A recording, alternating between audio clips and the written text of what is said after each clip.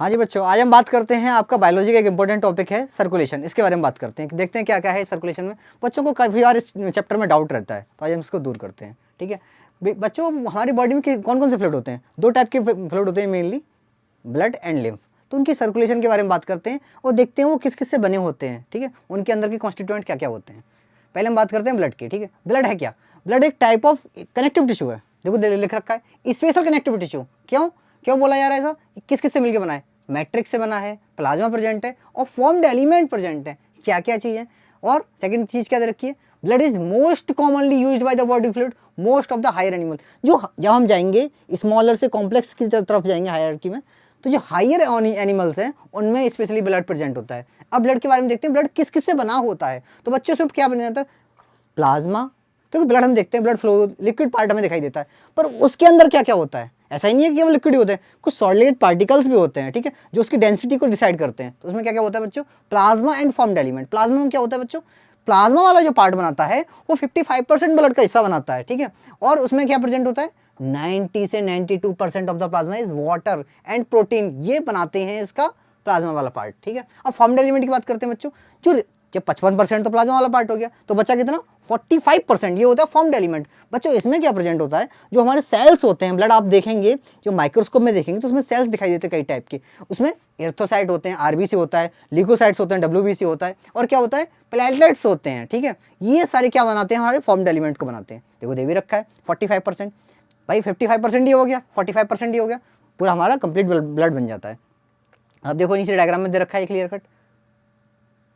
ठीक है, इसमें ये बताया गया, देखिए ये डब्ल्यूबीसी के पार्ट हैं सारे ये। ठीक है, और देखिए ये आपकी आरबीसी दे रखी है और प्लेटलेट दे रखा है। ये कैसा फॉर्म्ड एलिमेंट दिखा रखा है? ये डायग्राम जो दिखा रखा है ना, ये फॉर्म्ड एलिमेंट का ही ल्यूकोसाइट के पार्ट हो गए सारे, मोनोसाइट, बेसोसेल, लिम्फोसाइट, न्यूट्रोसेल एंड यूसिनोफिल।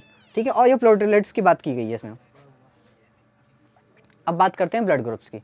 जब हमने ब्लड देख लिया, ठीक है, ब्लड के कॉन्स्टिट्यूएंट देख लिए कि फॉर्म्ड एलिमेंट हो गए और इसमें प्लाज्मा हो गए। अब बात करते हैं ब्लड ग्रुप्स। ब्लड ग्रुप्स क्या होता है बच्चों? जब देखा है फॉर्म्ड एलिमेंट, हमने बात किया कि ब्लड के अंदर कुछ सेल्स होते हैं, आरबीसी, डब्ल्यूबीसी, प्लेटलेट्स। तो बच्चों होता क्या है, जो ब्लड के सेल्स होते हैं ना, उनके ऊपर कुछ एंटीजेंस प्रेजेंट होते हैं।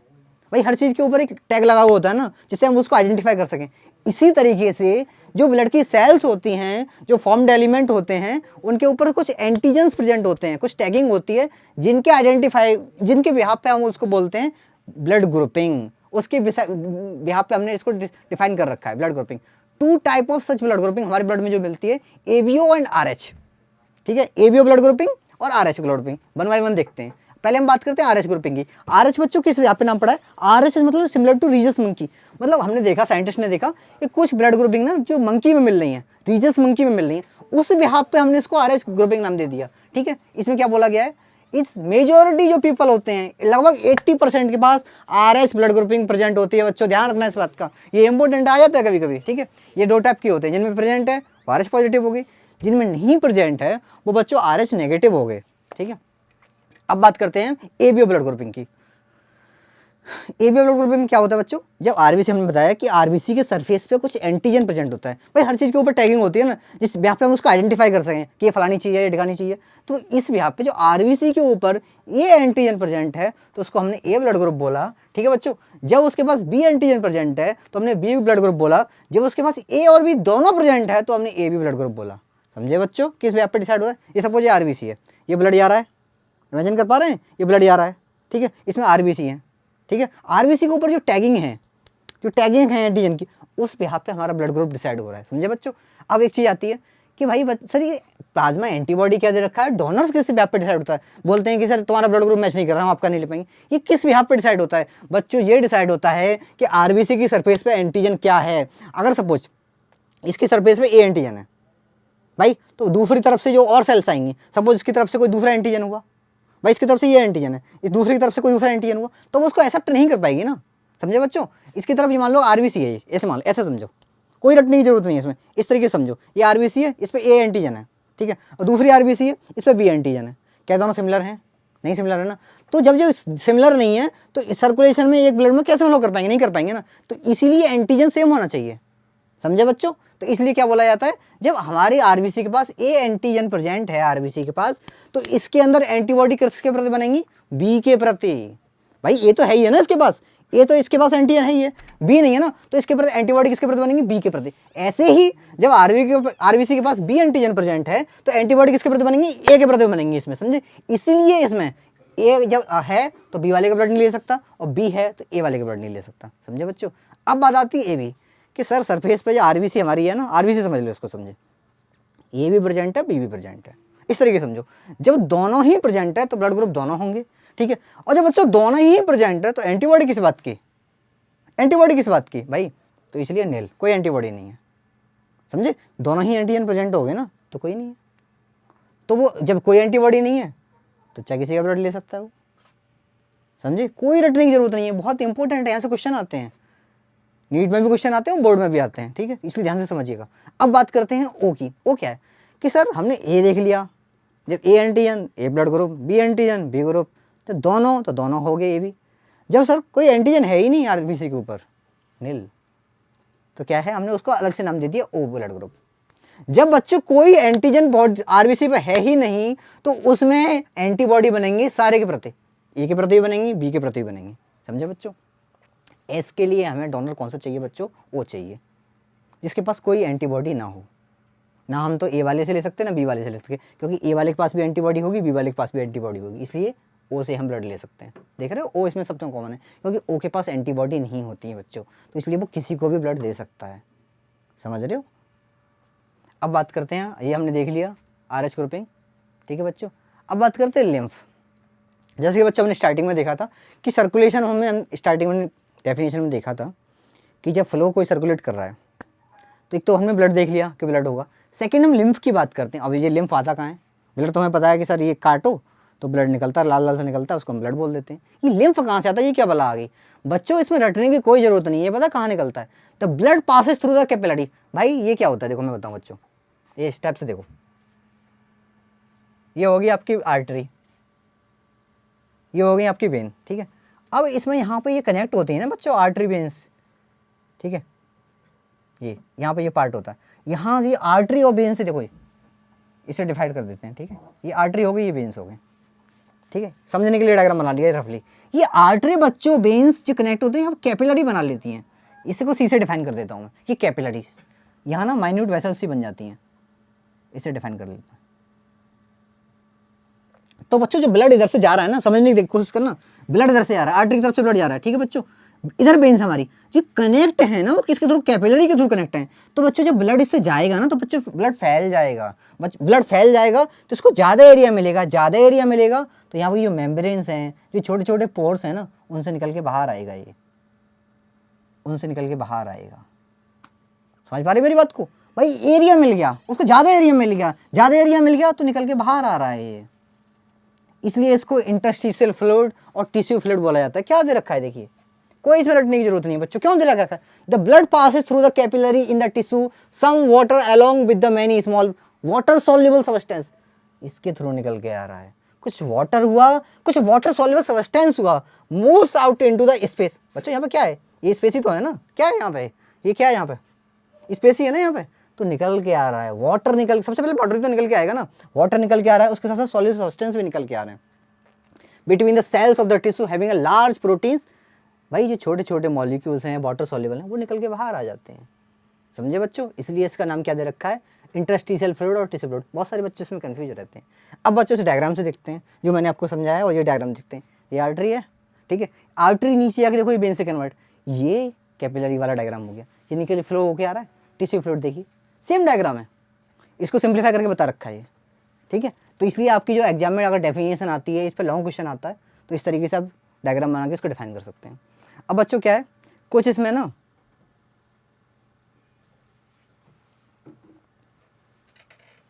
अब इसमें क्या है देखो बच्चों, अब हम बात करते हैं इसकी कुछ करैक्टरिस्टिक, क्योंकि एग्जाम में चाहे बोर्ड्स हुआ या आपके एमसीक्यू में करैक्टरिस्टिक पूछ ली जाती हैं, क्या क्या है इसकी। कलरलेस फ्लूइड, जब हमने बात किया कि वाटरी सब्सटेंस है और वाटर सॉल्युबल है, कलरलेस तो अपने आप हो गया बच्चों, रटने की कोई जरूरत ही नहीं है। और जब हमने देखा बच्चों कि इसमें क्या बोला, प्रोटीन्स भी इसके साथ निकल के आ रही हैं ना, प्रोटीन्स निकल के आ रही हैं, तो रेस्पॉन्सिबल फॉर इम्यून रेस्पॉन्स, ये तो ऑब्वियस सी बात है, और carrier for nutrient and hormones. जब बच्चों water and water soluble substance निकल के बाहर आ रहे हैं, तो ऑब्वियस बात है कि उसमें न्यूट्रिएंट्स और जो हार्मोन्स जो वाटर के साथ मिक्स होंगे वो भी तो निकल के बाहर आएंगे ना, ये भी चाहिए, रटने की कोई ज़रूरत नहीं है। अब बात क्या है बच्चों, help in absorption of fat. ठीक है बच्चों, जब देखा हमने कि जब ये निकल के बाहर आ गए, ठीक है, जो क्या नाम है वाटर और वाटरी सब्सटेंस निकल के बाहर आ रहे हैं, तो फ्लूइड की जो एब्जॉर्प्शन है ना, ब्लड में दिक्कत आती थी। इसके साथ साथ जब लिम्फ निकल के बाहर आएगा तो उसमें फैट का भी एब्जॉर्प्शन आसानी से होगा। अब बात करते हैं बच्चों सर्कुलेटरी पाथवे। हमने देखा है, किताबों में पढ़ा होगा कि इसमें जो हमारे छोटे एनिमल्स होते हैं, सपोज कोई यूनिसेलुलर है, मल्टी सेलुलर है, डाइवर्सिटी वाले चैप्टर में पढ़े होंगे आपने। जब हायरार्की में हम जाते हैं, पॉरीफेरा टू कॉर्डेट्स हम जाते हैं, हायर एनिमल्स की तरफ जाते हैं। ऐसा तो है नहीं हमारी तरह सब में कि यहाँ लंग्स प्रेजेंट हैं, यहाँ हमारा हार्ट प्रेजेंट है, डबल सर्कुलेटरी सिस्टम, हर किसी में तो प्रेजेंट है नहीं। वही सिंपल की तरफ, हायर की तरफ जाते हैं तो कुछ में क्या आता है, जब प्रिमिटिव सिस्टम आता है तो ओपन सर्कुलेटरी सिस्टम भी आता होगा इसमें, और हमें जैसे है क्लोज सर्कुलेटरी सिस्टम भी है। और सर ये भला क्या है ओपन क्लोज, इसके बारे में बात करते हैं। तो ओपन में क्या है, जैसे कि ऑर्थोपोड्स हुए, मोलस्क हुए, ठीक है, कॉर्डेट्स से पहले की जो एनिमल है, इनमें क्या होता है बच्चों, जो ब्लड हमारा हार्ट पंप करता है ना, वो क्या करता है, लार्ज वेसल्स और ओपन स्पेसेस में प्रेजेंट करता है। देखो यहाँ से जा रहा है, और हमारे में क्या होता है, इसे हार्ट ने ब्लड पंप किया, यहाँ पे कैपिलरीज में डिवाइड हो जाता है और यहाँ से आर्टरी के थ्रू वापस आ जाता है, आर्टरी वेन्स के चक्कर में। तो यहाँ पे ओपन स्पेस में जा रहा है ब्लड, और यहाँ पे क्लोज सर्कुलेटरी सिस्टम है। समझ में आई बच्चों, ये बेसिक डिफरेंस होता है। ये सारे इंपॉर्टेंट क्वेश्चन हैं बोर्ड वाले बच्चों के लिए भी और एमसीक्यू वालों, ये छोटे छोटे क्वेश्चन यहीं से उठ के आते हैं। अगर आप इसको डिफाइन कर देंगे, ठीक है, ये ऑर्थोपोड्स, मोलस्क, इनको डाल देंगे, अन्नेलिड और कॉर्डेट्स को डाल देंगे, साथ ही डायग्राम भी डाल देंगे ना बच्चों, आपको पूरे नंबर मिलेंगे। एमसीक्यू में भी, एमसीक्यू यहाँ से उठ के आते हैं, किन किन में प्रेजेंट होगा, इसमें ऑर्थोपोड मोलस्क भी डाल दिया, अन्नेलिड और कॉर्डेट्स भी डाल दिया, बच्चे कन्फ्यूज हो गए इसमें। समझे बच्चों, आगे चलते हैं। अब बात करते हैं human circulatory system. Circulatory system के बारे में देख लिया हमने, क्लोज ओपन के बारे में देख लिया। अब बात करते हैं सर हमारे बारे में बताइए कि ह्यूमंस का सर्कुलेटरी सिस्टम कैसा है, इसके बारे में बात करते हैं। ह्यूमन सर्कुलेटरी सिस्टम आप खुद ही देखो, जब सर्कुलेशन है, ह्यूमन सर्कुलेशन की बात कर रहे हैं, तो क्या क्या पार्ट होंगे इसमें। एक तो सर ये होगा कि जो चीज़ सर्कुलेट कर रही है वो चीज़ होनी चाहिए। सर्कुलेट क्या कर रहा है, ब्लड, ठीक है। सर्कुलेट सर किससे हो रहा है वो होना चाहिए। हाँ, जैसे पानी है हमारा, पानी किससे थ्रू होता है, पाइप से होता है ना, कोई एक मीडियम चाहिए ना जिसके थ्रू वो फ्लो हो रहा है। सर ठीक है, वेसल्स हो गया, ब्लड हो गया हमारा, वेसल्स हो गया। अब तीसरी चीज़, जो इनको कंडक्ट करा रहा हो, भाई ब्लड अपने आप तो जाएगा नहीं ना, उसको एक ऐसे पानी हम चढ़ाते हैं ऊपर, तो उसके लिए मोटर लगती है। इसी तरीके से यहाँ पे हार्ट की भी ज़रूरत है भाई, पंप करने के लिए या हमें पानी पहुँचाना होता है ऊपर टंकी में, तो पानी अपने आप पहुँच जाता है कि नहीं पहुँचता ना, हम उसको पंप करने के लिए चाहिए, मोटर चलाते हैं, वो काम कौन करता है, हार्ट करता है हमारा। देखो इसमें क्या दे रखा है, the circulatory system called the blood vascular system, muscular chambered heart, a network of closed branching blood vessels.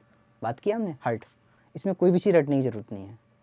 ये आपसे पूछा जाएगा component, what are the component of human circulatory system define, यहीं से क्वेश्चन आते हैं बच्चों। कोई भी चीज़ रटने की इसमें ज़रूरत नहीं है। तो क्या क्या हो गया, हार्ट हो गए, ब्लड वेसल्स हो गए, और जो फ्लूइड जो सर्कुलेट होना है बच्चों, ठीक है। अब इसके बारे में बात करते हैं। सबसे पहले बच्चों एक बार हार्ट का डायग्राम देख लेते हैं, थोड़ा कॉम्प्लेक्स डायग्राम है, इसको सिंप्लीफाई करते हैं। हार्ट हमारा 4 चैम्बर में डिवाइड है, ये आप जानते ही हैं। 2 ऊपर वाले ऑरिकल हो गए, नीचे वाले वेंट्रिकल हो गए। बच्चों क्या होता है, ऊपर वाले ऑरिकल भी डिवाइड होते हैं और नीचे वाले वेंट्रिकल भी डिवाइड होते हैं, ठीक है, वॉल के साथ। अब बात करते हैं, यहाँ पे ये वॉल भी दे रखे होते हैं, वो हम आगे देखेंगे, ठीक है। ये यहाँ से पहले इसको देख लेते हैं, ठीक है। यहाँ से देखो हमारा ब्लड हमारा पंप किया, ठीक है। यहाँ से ये लेफ्ट एट्रियम और लेफ्ट वेंट्रिकल दे रखे हैं, यहाँ से लेफ्ट वेंट्रिकल से जब पंप हुआ ब्लड एरोटा में, पहले इस डायग्राम को देखते हैं। लेफ्ट वेंट्रिकल से बच्चों ब्लड पंप हुआ एरोटा में, एरोटा में यहाँ पे क्या दे रखा है, ये देखो ये क्या दे रखा है, ये कैपिलरी है। कैपिलरी मतलब जो ऑर्गन्स हमारे डिफरेंट, ये लिवर भी हो सकता है, ये किडनी भी हो सकती है, हार्ट भी हो सकता है, कोई भी पार्ट हो सकता है बॉडी का, वहाँ जाके ये डिवाइड हो रहा है, यहाँ से ब्लड पंप ऊज आउट होगा। समझ रहे बच्चों, जो बॉडी के पार्ट्स हैं वो अपनी आवश्यकता अनुसार जहाँ से ब्लड ले लेंगे, ठीक है। आगे जाके जब ये इस्तेमाल कर लेंगे, ठीक है, ब्लड यहाँ से निकल गया, इसमें ब्लड में जो ऑक्सीजन प्रेजेंट थी ऊपर चली गई ऑर्गन के पास, CO2 थी इधर आ गई। बेसिकली ब्लड का काम क्या है, O2 एंड CO2 का एक्सचेंज का काम है ना उसका।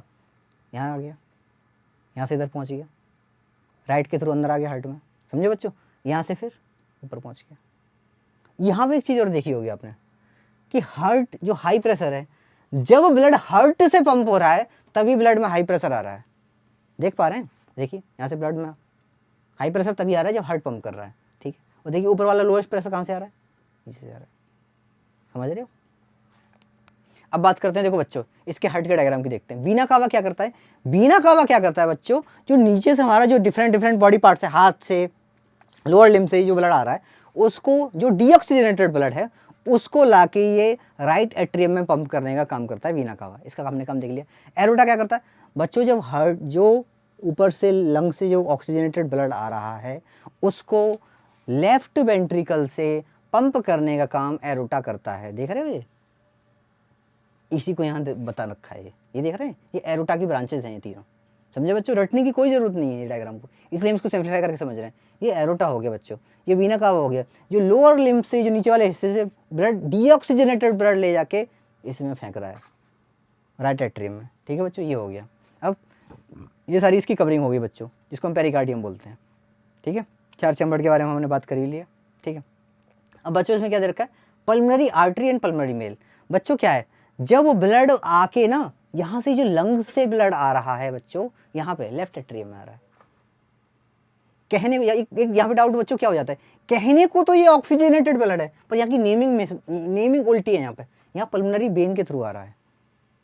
ऑक्सीजनेटेड ब्लड है पर पल्मोनरी वेन के थ्रू आ रहा है। बच्चे यहाँ कन्फ्यूज जाते हैं कि सर ये ब्लड तो ऑक्सीजनेटेड आ रहा है पर वेन के हिसाब से दे रखा है, उसके बारे में भी बात करेंगे आगे। ठीक है, ये पल्मोनरी वेन से, और जो यहाँ से ब्लड जा रहा है वो पल्मोनरी आर्टरी के थ्रू जा रहा है। समझ रहे बच्चों। अब बात करते हैं कि इसके बारे में, हार्ट के बारे में। मीजोडर्मली डेराइव्ड ऑर्गन है, एंडोडर्मल, मीजोडर्मल, जो डर्मल लेयर होती है, जो बीच वाली लेयर होती है मीजोडर्मल, वहाँ से डेराइव्ड है। और ये सिचुएटेड कहाँ होता है बच्चों, ये थोरेसिक कैविटी होती है ना हमारी, थोरेसिक कैविटी होती है बच्चों, और जो दोनों लंग्स के बीच में, देखो क्या दे रखा है, दोनों लंग्स के बीच में, जो लंग्स है हमारे दोनों, इनके बीच में प्रेजेंट होता है। और होता कैसे, थोड़ा सा लेफ्ट की तरफ झुका हुआ, थोड़ा टिल्टेड इसकी तरफ, समझे, स्लाइटली टिल्टेड टू लेफ्ट। इसका साइज क्या होता है, क्लेंच फिस्ट, एक बंद मुट्ठी के बराबर। ठीक है, अब हमने बात की protected by double walled membrane called pericardium. इसके बारे में देखो, ये पीछे ये जो मेम्ब्रेन होती है इसकी, यहाँ पेरिकार्डियम प्रेजेंट होती है बच्चों। एक भी पॉइंट इसमें रटने का नहीं है आपको। अब ये हमने बात किया कि 4 चैम्बर होते हैं, 4 चैम्बर, 2 क्या नाम है, एट्रिया होते हैं, 2 वेंट्रिकल होते हैं। ठीक है बच्चों, तो opening between the right atrium and the right ventricle, बच्चों किसके बारे में बात कर रहे हैं, राइट वाला कौन सा हिस्सा हो गया बच्चों, ये वाला। राइट क्या है, राइट एट्रियम और राइट वेंट्रिकल के बीच में क्या होता है, ट्राइकस्पिड। देखो रटने की जरूरत नहीं है, राइट राइट, ट्राई में भी आर है, आर, इसे यहाँ से समझ लो, क्योंकि बच्चे यहाँ कंफ्यूज जाते हैं कि सर बाई ट्राई है, बाई ट्राई है, तो इसलिए देखो आर आ रहा है, ट्राई में भी आर आ रहा है। ठीक है, तो इसलिए ये डाउट क्लियर हो गया।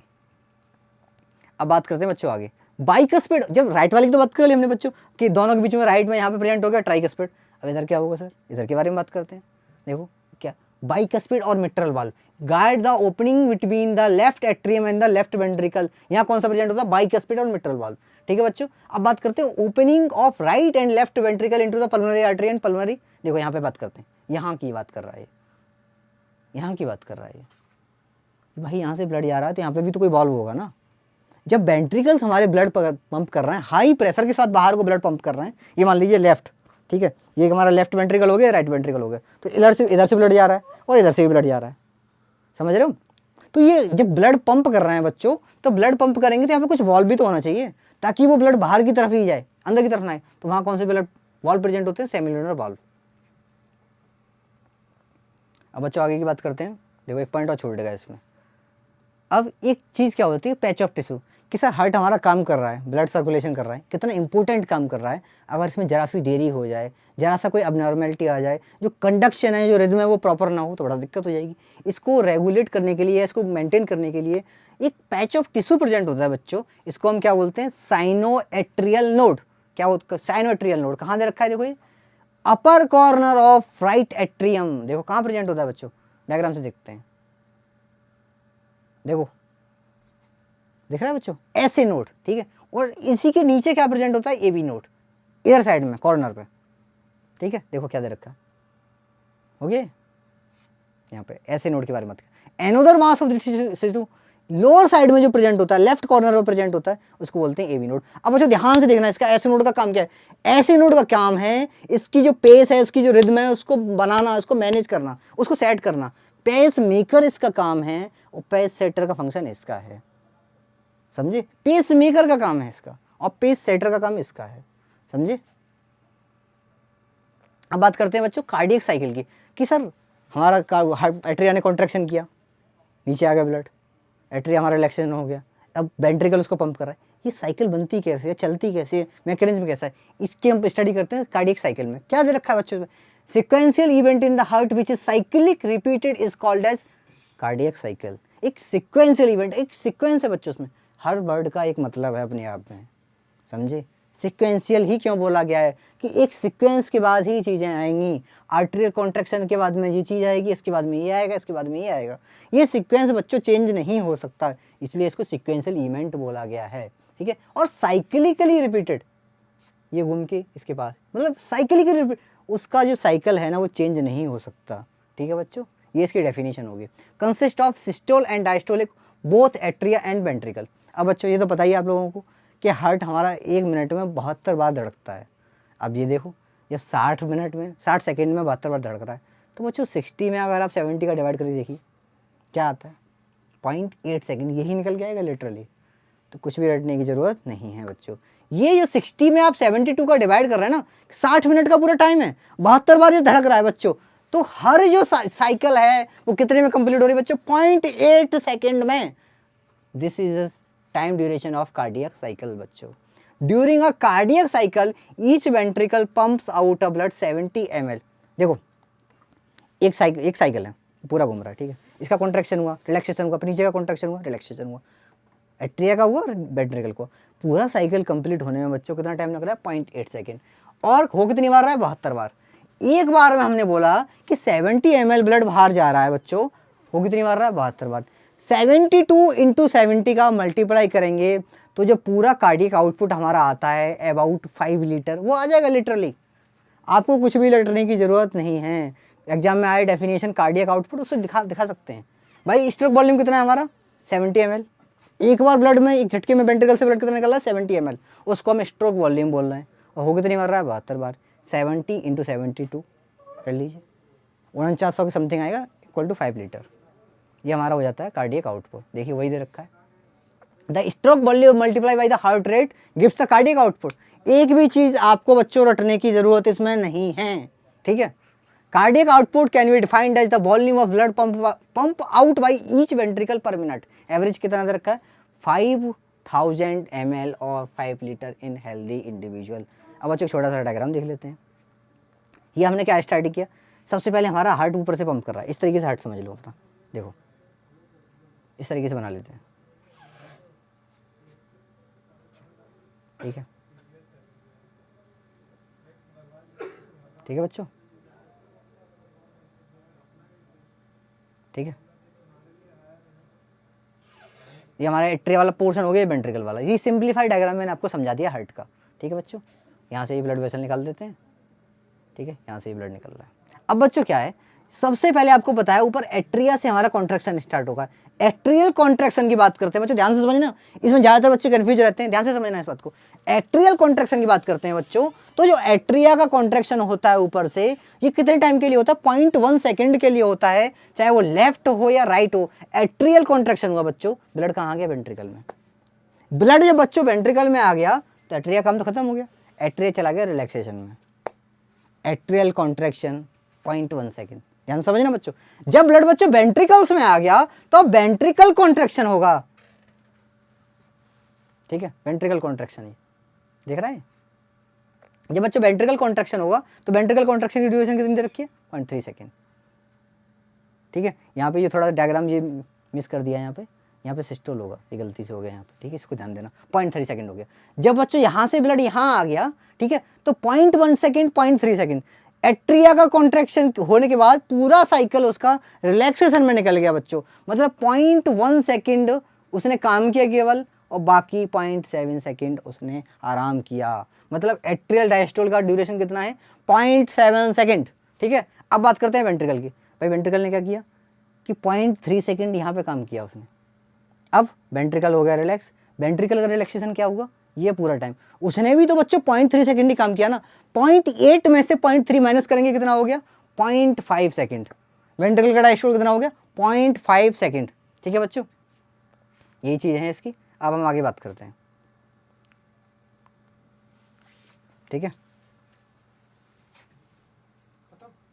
अब डिसऑर्डर के बारे में बात करते हैं। हार्ट हमने देख लिया, इसकी फिजियोलॉजी देख ली, अब कभी कभी अक्सर क्या होता है कि कोई दिक्कत हो जाती है, हमें सुनने में आता है, रिपोर्ट टेस्ट कराया कि उसको फलां दिक्कत है, उसको फलां दिक्कत है, क्या क्या दिक्कतें हैं, कॉमन डिसऑर्डर देखते हैं। सबसे कॉमन और एंड मोस्ट कॉमन जो आजकल के सिनेरियो में होती है, hyper tension, high blood pressure, जो हर दूसरे व्यक्ति को दिक्कत मिलती है। क्यों ऐसा होता है बच्चों? हाई ब्लड प्रेशर होता क्या है उसको समझते हैं। जब हमारा ब्लड प्रेशर बच्चों नॉर्मल होता है, सिस्टोलिक 120, डायस्टोलिक 80, बच्चों जो हमारा ब्लड प्रेशर बहुत सारी वजहों के बीच है, किन्हीं कारणों की वजह से, इसमें कई सारे कारण हैं, ठीक है, उनकी वजह से 120/80 से ऊपर चला जाता है तो उसको हम हाई ब्लड प्रेशर बोलते हैं। और ऐसा भी नहीं है बच्चों कि आपने चेक कराया, कोई किसी टेंशन में आप अचानक से थोड़े सेकंड के लिए, ट्रांजिएंट टाइम के लिए अगर आपका ब्लड प्रेशर इससे ऊपर जाता है, वो नहीं। Repeated check of blood pressure of an individual is 140/90 और higher, it shows higher hypertension. आपने कई दिनों तक, कई सप्ताह तक ये चेक कराया तो आपका ब्लड प्रेशर इससे ज़्यादा निकला, तब आप बोलेंगे कि हाइपरटेंशन की हम दिक्कत है हमें। ठीक है बच्चों, आगे बात करते हैं। High blood pressure lead to, जब बच्चों ब्लड हमारा फ्लो करके जा रहा है किसी पार्ट में, तो देखिए जब उसका ब्लड प्रेशर बढ़ रहा है ना, तो ऑब्वियस सी बात है बच्चों, जो उसके रास्ते में जो पार्ट्स आएंगे, जहाँ जहाँ वो ब्लड सप्लाई कर रहा था वहाँ वहाँ दिक्कत आएगी। रटने की कोई ज़रूरत नहीं है। देखो यहाँ से एक भी चीज़ रटने की जरूरत नहीं है आपको। कहाँ था? जब बच्चों यहाँ से देखो, यहाँ से दिखना जी, हमारा ब्लड जा रहा है सर, यहाँ से सर्कुलेट हो गया। जब बच्चों से प्लस जो प्रेशर बढ़ गया तो यहाँ पे जो माइन्यूट वेसल्स हैं बच्चों, यहाँ भी तो प्रेशर बढ़ेगा ना। तो जिस पर्टिकुलर ऑर्गन पे जो ब्लड सप्लाई हो रही होगी बच्चों, वहाँ भी इसका अफेक्ट होगा ही होगा। ठीक है बच्चों, कहाँ गया? हाँ, तो इसलिए इसमें बोला गया है high blood pressure lead to the heart disease and also affect vital organ like brain and kidney. समझे बच्चों? बस ये देखो, नॉर्मल ये हो गया। प्री हाइपरटेंसिव मतलब हम स्टार्टिंग स्टेज में हमारा बीपी कभी कभी फ्लक्चुएट कर जाता है, ठीक है, फिर नॉर्मल आ जाता है, ये प्री हाइपरटेंसिव। हमें हाइपरटेंशन हो चुकी है, हमारा बीपी सस्टेन्ड रहता है 140/90 के ऊपर, आप हाइपरटेंसिव के पेशेंट हो चुके हैं। समझे? ये देखिए जो हमारी कैपिलरी का साइज है अंदर का, जो ब्लड वेसल्स का साइज है, वो देखिए सिकुड़ता जा रहा है। अब बच्चों बात करते हैं सेकंड मोस्ट दिक्कत, आजकल जो दिक्कत लोगों को होती है, CAD, कोरोनरी आर्टरी डिजीज। ठीक है, इसमें क्या है? Often refer to the atherosclerosis. इसके बारे में समझते हैं, इसमें होता क्या है। इसमें बच्चों क्या होता है कि हमारे जो ब्लड में कैल्शियम, फैट, कोलेस्ट्रॉल ये सब सर्कुलेट करते हैं। कभी कभी क्या होता है, हमारी जो डाइट की वजह से ना, डाइट में कई सारी अबनॉर्मेलिटी आ जाती है, हमारी कोई चीज़ ज़्यादा लेने लगते हैं या किसी की कमी होने लगती है, तो वो चीज़ हमारी ब्लड वेसल्स के अंदर स्टिक कर जाती है। थोड़े से समय के लिए है तो बॉडी उसको मैनेज करती है। जब लंबे समय तक वो चीज़ रहती है, लंबे समय तक ऐसी डाइट को हम फॉलो करते हैं, तो बच्चों ये जमा होने लगती है। देखिए डायग्राम, इनिशियल हमारी आर्टरी कैसी है, देखिए थोड़ा सा फैटी डिपॉजिट हुआ, आपने उस पर ध्यान नहीं दिया बच्चों, तो प्लेग हल्का बनने लगता है। जब बच्चों उस पर ध्यान नहीं दिया आपने, फिर भी छोटी मोटी दिक्कत को आप नज़रअंदाज करते रहे, तो ये दिक्कत हो जाती है। ये हमारी कॉज करती है CAD को। इसमें क्या बोला गया है? Affect the vessel that supply the blood to heart muscle. बच्चों जब उस पर जाके डिपॉजिट हो जाता है, ये कोलेस्ट्रॉल आपका और ये कैल्शियम, फैट, ये सारी चीज़ें डिपॉजिट हो जाती हैं, तो ब्लड वेसल्स जो हार्ट की मसल को सप्लाई कर रही थी ब्लड, उनमें ये डिपॉजिट होने लगता है, तो हार्ट तक ब्लड नहीं पहुंचता है जितना पहुंचना चाहिए। समझे बच्चों? क्योंकि भाई जब इसका वॉल्यूम कम हो गया बच्चों, तो ब्लड की जगह तो इसने ले ली ना। तो अगर सपोज ये ब्लड वेसल हार्ट के लिए आ रही है, तो हार्ट के लिए ब्लड नहीं पहुंचेगा बच्चों, तो हार्ट इफेक्टिवली पंप नहीं करेगा। हार्ट इफेक्टिवली पंप नहीं करेगा तो आप जानते हैं क्या होता है। अब बात करते हैं एंजाइना की। जैसे बच्चों पिछली डिसऑर्डर में हमने देखा था CAD में, एंजाइना क्या होता है? कभी कभी देखा होगा बच्चों, हम दौड़ने, एक्सरसाइज करने गए या कोई काम करने लगा, अचानक से सीने में दर्द होने लगता है, या कोई वर्कआउट कर रहे हैं, कोई ऐसा काम कर रहे हैं जिसमें जो एग्जर्शन का काम है, जो नॉर्मल से थोड़ा सा एग्जर्शन, जिसमें हमें दिमाग लगाना पड़ रहा है, एक्सरसाइज करनी पड़ रही है, उसमें उस टाइम हमने देखा कि हमें थोड़ा थोड़ा पेन फील होता है, एंजाइना। क्योंकि जब हम काम करते हैं तो हमारी बॉडी को नीड है ज़्यादा ऑक्सीजन की, और ड्यू टू मैनी रीजन्स, कई सारे कारण होते हैं। एक ही पहले तो हमने देखा CAD वाला कि कोलेस्ट्रॉल का डिपॉजिट हो गया हार्ट की वेसल्स में, या वो हार्ट को ब्लड पहुंचा रही है, तो उसकी वजह से जब हमें ज़्यादा ऑक्सीजन की नीड है बच्चों, तो वो हमारी बॉडी को मिल नहीं पाती, वो हमारे हार्ट को नहीं मिल पाता, तो उस टाइम पे हमें पेन फील होता है। क्या दे रखा है? Symptom of acute chest pain appear when no enough oxygen is reaching through the heart muscles, तो उसमें क्या होता है बच्चों, एंजाइना होता है due to condition that affect the blood flow. समझे बच्चों। अब हम बात करते हैं लास्ट हार्ट फेलियर के बारे में, जो आजकल बहुत ज़्यादा कॉमन मिलता है। फेल, कोई भी चीज़ फेल कब होती है, जब वो अपना वर्क पूरी तरीके से परफॉर्म, आप कब फेल होते हैं बच्चों, जब आपका काम है पढ़ने का, आप उसको नहीं कर रहे हैं। कोई व्यक्ति फेल कब होता है, जब जो उसका काम है उसको परफॉर्म नहीं कर पा रहा बच्चों। इसलिए हार्ट फेल कब होगा, हार्ट का काम है ब्लड को पंप करना, मतलब हार्ट ने कहीं ना कहीं ब्लड को पंप करना बंद कर दिया है या कम कर दिया है बच्चों, तब वो हार्ट फेल होगा। सिंपल वर्डिंग पे जाइए, कंफ्यूज मत होइए बच्चों। हार्ट फेलियर, कोई भी चीज़ फेल कब होती है, जब वो अपना काम है उसको नहीं परफॉर्म कर रही है। तो इसलिए हार्ट भी तभी फेल होगा जब नॉट पंपिंग। कई बार बच्चों कंफ्यूज हो जाते हैं, heart failure sir, cardiac arrest, कई सारी टर्मिनोलॉजी आती है, उसके बारे में बात करते हैं। Heart failure is not same as cardiac arrest. Cardiac arrest क्या होता है, जब हमारा हार्ट बीट करना ही बंद कर दिया, जो साउंड आती है हमें लप डप की, वो बीट करना ही बंद कर दिया बच्चों, तब कार्डियक अरेस्ट होता है। और हार्ट अटैक कब आता है हमें, जब हार्ट मसल हमारी सडनली डैमेज हो जाती हैं। और हार्ट मसल बच्चों डैमेज तब होंगी जब उन तक सफिशिएंट अमाउंट में ब्लड और ऑक्सीजन नहीं पहुंचेगा, तब हमारी मसल ये डैमेज होंगी। ठीक है, हार्ट फेलियर देख लिया, हार्ट पूरी तरीके से इफेक्टिवली पंप नहीं कर पा रहा। कार्डियक अरेस्ट देख लिया, हार्ट ने बीटिंग कम कर दी। ठीक है, अब बच्चों ये तीसरा वाला पॉइंट, हार्ट अटैक, जब हमारी मसल तक सफिशिएंट अमाउंट में ऑक्सीजन नहीं पहुंच रही तो वो बीट नहीं कर पा रही, ये हो गया आपका हार्ट अटैक। ठीक है बच्चों, देखो इसमें ये दे रखा है, इसमें इसका डायमेंशन बढ़ गया, इफेक्टिवली पंप नहीं कर पा रहा है। ठीक है बच्चों, ये हमारा हार्ट का पोर्शन है, कंप्लीट हुआ। इसको पढ़िए, रिवाइज करिए, रखिए। ठीक है, लाइक करिए, बताइए को आगे कौन सा चैप्टर आपको चाहिए।